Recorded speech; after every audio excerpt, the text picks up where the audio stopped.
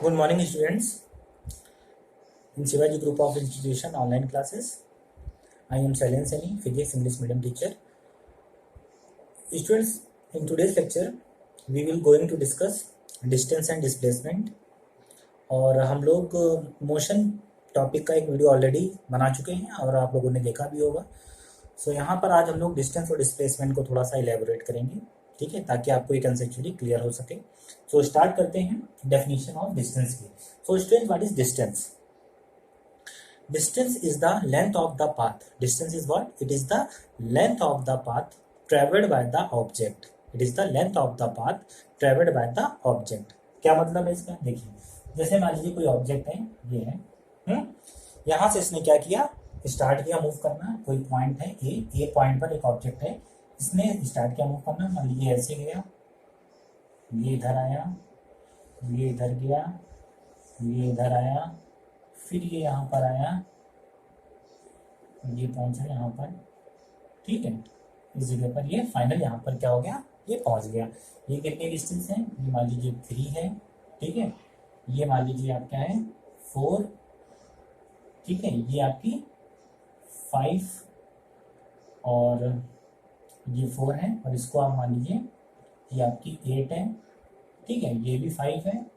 तो ये ए से बी पर गया, बी से सी, सी से डी, डी से ई और ई से एफ, ठीक है. ये एग्जांपल आपको दिख रहा है स्टूडेंट. कोई ऑब्जेक्ट है आपका, वो कहाँ से स्टार्ट कर रहा है मोशन? अपने पॉइंट ए पर वो होता है इनिशियली, यहाँ से मूव किया उसने, कहाँ पर पहुंचा? बी पर. कितना मीटर डिस्टेंस यहाँ पर इसने मूव किया? 3 मीटर. फिर वो कहाँ पर गया? सी पर 4 मीटर. फिर 5 मीटर डी पर आया, डी से आ गया ई पर 8 मीटर और ई से गया वो एफ पर, फाइनली वो कितना? 5 मीटर, ठीक है. सो यहाँ पर अगर हम आपसे क्वेश्चन करें व्हाट इज द डिस्टेंस, तो हमने आपको क्या बताया? डिस्टेंस क्या होती है? डिस्टेंस होती है it is the length of the path covered by the object, ठीक है. तो रास्ता क्या है, कौन कौन रास्ते से वो गया है, उसकी लेंथ क्या है. ये रास्ता है ए से बी, बी से सी, सी से डी, डी से ई, ई से एफ. ये पूरा उसका पाथ था, रास्ता था. इसकी लेंथ मेजर कर लीजिए आप, कितना बड़ा रास्ता है, लंबा 3 मीटर का. फिर 4, 4 3 7, 7 और 5 यहाँ पर 12, 12 और 8 आपका 20, 20 और 5 25. तो डिस्टेंस का सीधा सा आंसर आपका आ गया, डिस्टेंस इक्वल टू आपका आ गया 25 मीटर. कितना आ गया? 25 मीटर, ठीक है. तो distance covered by the object क्या हो गया यहाँ पे? 25 metre. Now we will talk about displacement, ठीक है. डिस्प्लेसमेंट क्या होता है? ठीक है स्टूडेंट, डिस्प्लेसमेंट होता है आपका, it is the minimum, it is the minimum distance between the initial and final point. It is the minimum distance between the initial and final point. कहाँ से स्टार्ट हुआ, कहाँ पर पहुंचा, उस दो पॉइंट के बीच की जो कम से कम डिस्टेंस होगी वही हमारी क्या होती है? डिस्प्लेसमेंट होती है. और ये हम लोग कैसे फाइंड करते हैं? इसके लिए हम लोग स्टूडेंट करते हैं, इनिशियल पॉइंट को फाइनल पॉइंट से एक लाइन के थ्रू डायरेक्टली क्या करते हैं, पहले तो ज्वाइन कर देते हैं और उसी लाइन की हमें क्या निकालनी होती है? लेंथ फाइंड करनी होती है. वही हमारा क्या होता है? डिस्प्लेसमेंट होता है. इसको देख लेते हैं. यहाँ पर देखिए, यहाँ पर इसमें ये इसका स्टार्टिंग पॉइंट था ऑब्जेक्ट का, इसने यहाँ से स्टार्ट किया, बी पर गया, फिर सी पर गया, डी पर आया, ई पर आया और एफ पर आया. तो फाइनली वो कहाँ पर पहुंचा स्टूडेंट? वो पहुंचा कहाँ पर? एफ पर. स्टार्ट कहाँ से किया था? ए पॉइंट से. फाइनल कहाँ पर पहुंचा? वो एफ पर पहुंच गया. अब आपको डिस्प्लेसमेंट निकालना है. इनिशियल पॉइंट फाइनल पॉइंट दोनों को आप डायरेक्टली क्या कर दीजिए? ज्वाइन कर दीजिए. ये आपने इसको डायरेक्टली ज्वाइन कर दिया. ये आपको दिख रहा है, ये क्या आ गया? A F. कौन सा लाइन सेगमेंट है? A F. आपको इसी लाइन सेगमेंट का क्या निकालना है?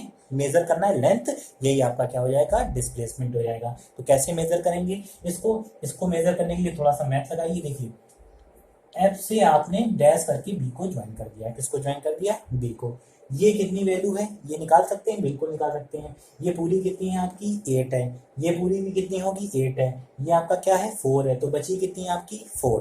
तो ये 4 है, तो ये भी क्या हो गई? 4 है. क्योंकि ये पूरी 8 थी, तो ये 4, तो ये क्या होगी? 4. ये 4, ये 3. आपको कौन सा ट्राइंगल दिख रहा है? ये दिख रहा है आपको राइट एंगल ट्राइंगल. और राइट एंगल ट्राइंगल में आपको पता है student, Pythagoras theorem. Pythagoras theorem apply करिए और हाइपोटेनस क्या कर लीजिए? फाइंड कर लीजिए. हाइपोटेनस का तो ये आपका AF square equal to AB square plus FB square plus FB square, ठीक है. AB आपकी क्या वैल्यू है? AB है 3 का स्क्वायर 9 प्लस FB आपकी कितनी है? 4 का स्क्वायर यानी 16. तो 9 प्लस 16 और ये आपका आ गया 25 AF²। ठीक है, और AF यहाँ से रूट ले लेंगे, स्क्वायर रूट, तो ये आएगा 5 मीटर, यानी ये वैल्यू आपकी आ गई 5 मीटर। तो आपका डिस्प्लेसमेंट का स्टूडेंट आंसर क्या आ गया, 5 मीटर डिस्प्लेसमेंट आपका इस न्यूमेरिकल के लिए है। डिस्टेंस कवर्ड कितनी है 25, डिस्प्लेसमेंट कितना है 5 मीटर। ठीक है, तो आप एक चीज देख रहे हैं यहाँ पर, displacement does not depend on the path, किस रास्ते से वो गया इससे कोई मतलब नहीं है, वो कहाँ पर था इनिशियली और फाइनली वो कहाँ पर पहुंचा है, बस उसी पे डिपेंड करता है, वही हमें देखना होता है। ठीक है, तो हमने डायरेक्टली लाइन सेगमेंट से जोड़ दिया। एक चीज और यहाँ पर, डिस्प्लेसमेंट स्टूडेंट वेक्टर क्वांटिटी होती है, यानी इसका मैग्नीट्यूड भी होता है और डायरेक्शन भी होती है। ठीक है, डिस्टेंस आपकी क्या होती है, स्केलर क्वांटिटी होती है, यानी इसमें सिर्फ क्या होता है आपका मैग्नीट्यूड होता है। तो यहाँ पर अगर हम देखें तो यहाँ पर हम डायरेक्शन की भी बात कर सकते हैं। अगर इस क्वेश्चन में डायरेक्शन गिवन होती तो आपको आंसर में डायरेक्शन भी बतानी पड़ती कि 5 मीटर किधर से। चलिए, अगर हम इसी क्वेश्चन को डायरेक्शन ऐड कर लेते हैं तो देखिए क्या होता है।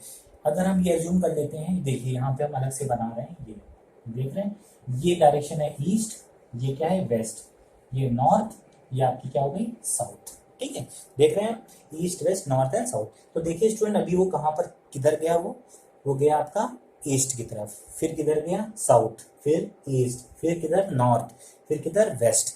तो वो कहाँ पर पहुंचा एफ पर। तो ए से आपको आंसर कहाँ से देना है, इनिशियल पॉइंट से। इनिशियल पॉइंट क्या है ए, फाइनल पॉइंट कहाँ है एफ। तो ए से वो किस डायरेक्शन में है इस समय, फाइनली वो ए से किस डायरेक्शन में डिस्प्लेस हुआ है, आप देख सकते हैं ये कौन सी डायरेक्शन है, ये डायरेक्शन ये है, ये क्या है नॉर्थ ईस्ट, क्या है नॉर्थ ईस्ट। तो इसका फाइनल आंसर अगर डायरेक्शन दी होती तो आप लिखते 5 metre towards, 5 metre towards north east, towards north east. This would be the final answer of the displacement, 5 meter towards northeast. Northeast is representing the direction of the displacement and 5 meter representing the magnitude of the displacement. Okay.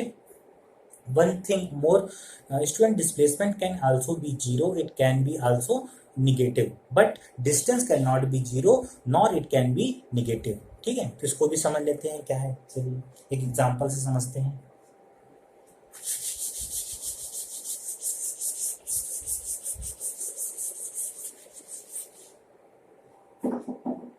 देखिए यहाँ पर मान लीजिए यहाँ पर कोई object है ये, ठीक है, ये ऑब्जेक्ट यहाँ से इसने स्टार्ट किया मूव करना, ये यहाँ पर पहुंचा ए पॉइंट से बी पॉइंट पर, कितना मीटर 5 मीटर। ठीक है, उसके बाद बी से ये कहाँ पर गया, सी पर गया, कितना गया ये मान लीजिए 6 मीटर, कितना गया 6 मीटर।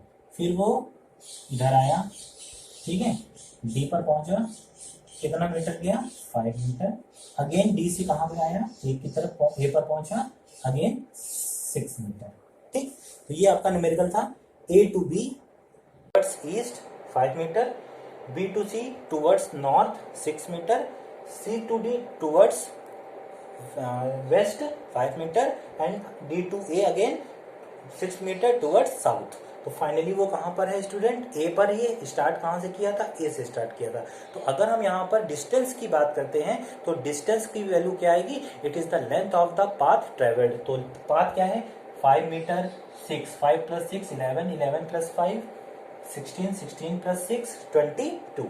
तो ये आपका आ गया 22, ये डिस्टेंस आई है। लेकिन डिस्प्लेसमेंट हमको निकालना होता है, आपको पता है इनिशियल और फाइनल पॉइंट की बीच में हम लोग क्या करते हैं, लाइन सेगमेंट ड्रॉ करते थे। बट यहाँ पर इनिशियल और फाइनल पॉइंट सेम है, तो यहाँ पर कोई भी लाइन सेगमेंट पॉसिबल ही नहीं है, यानी यहाँ पर सिंपल डिस्प्लेसमेंट आपका क्या हो गया 0। मतलब ऑब्जेक्ट जहाँ पर था फाइनली वहीं पर ही बिल्कुल भी वहां से डिस्प्लेस नहीं हुआ, उसका कोई भी डिस्प्लेसमेंट नहीं हुआ। तो इसका आंसर डिस्प्लेसमेंट का क्या है 0। So displacement can be 0 but distance can not be 0। आप देख रहे हैं डिस्टेंस कभी 0 नहीं हो सकती। अगर मोशन है तो डिस्टेंस 0 नहीं होगी, डिस्प्लेसमेंट 0 हो सकता है।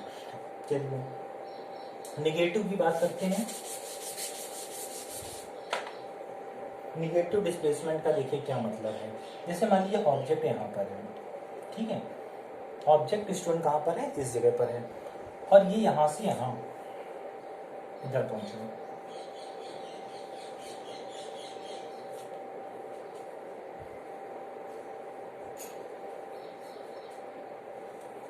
जी यहाँ पर, ठीक है, किसी पॉइंट पर बी पर, ए से बी मान लीजिए कितना है 10 मीटर है, कितना है 10 मीटर है, ठीक है 10 मीटर है। तो अगर हम आपसे क्वेश्चन पूछें what is the distance covered by the object, answer आप क्या देंगे, ऑब्वियस सी बात है 10 मीटर।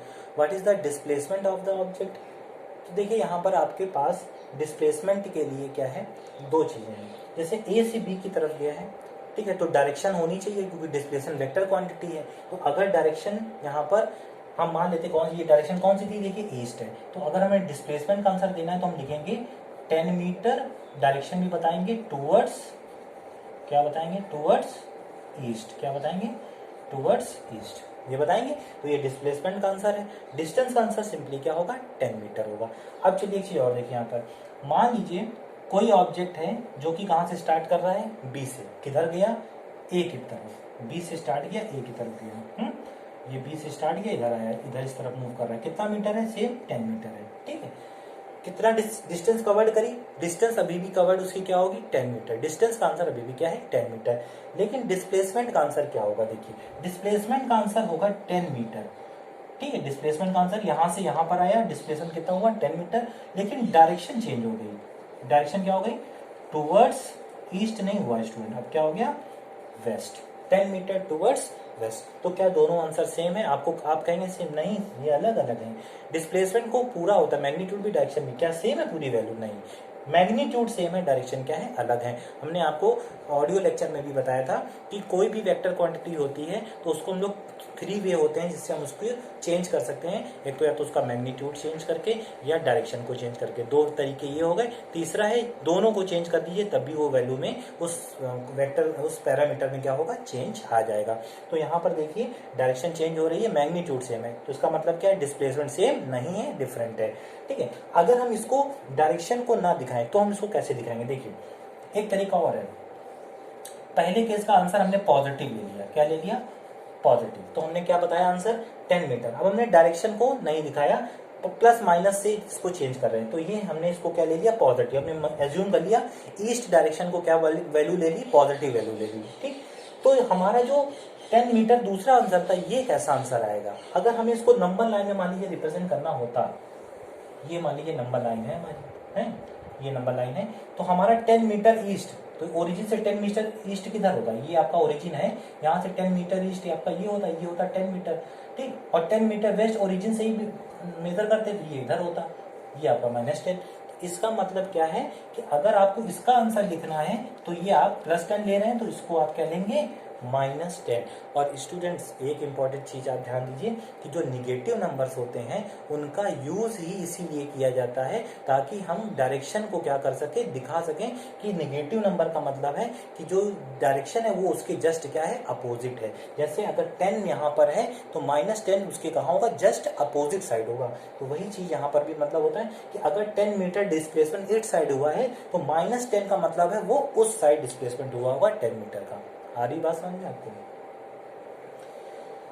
तो ये यहाँ पर है कि displacement can be negative, distance तो निगेटिव डिस्प्लेसमेंट का सिर्फ मतलब है डायरेक्शन के सेंस में है, ठीक है। तो ये सारी चीजें हैं, एक न्यूमेरिकल्स और समझ लेते हैं एक, और फाइनली हमारा ये टॉपिक क्या हो जाएगा, फिनिश हो जाएगा। एक सर्कुलरली केस ले लेते हैं, मान लीजिए कोई ऑब्जेक्ट यहाँ पर है और ये किसी फिक्स्ड पॉइंट से जिससे डिस्टेंस इसकी मान लीजिए 7 मीटर है, कितनी है, और ये यहाँ से मूव कर रहा है सर्कुलरली, कैसा मूव कर रहा है, सर्कुलरली मूव कर रहा है इस तरीके से, ठीक है। ये किसी पॉइंट ए पर है, कोई ऑब्जेक्ट है ए पर, और ये यहाँ पर इस तरीके से मूव कर रहा है, एंटी क्लॉकवाइज मूव कर रहा है, ठीक है।